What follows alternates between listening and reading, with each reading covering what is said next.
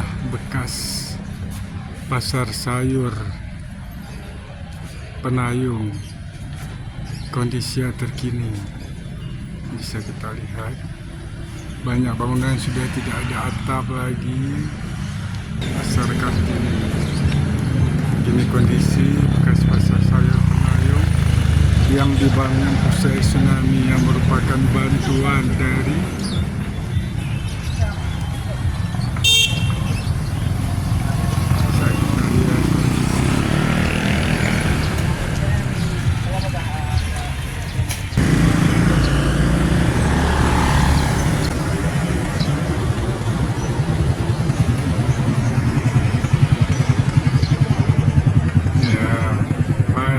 pasar buah dan sayur Penayung, bantuan dari CRS.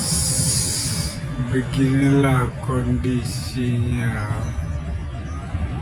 Bantuan setelah tsunami itu seakan-akan tidak bernilai.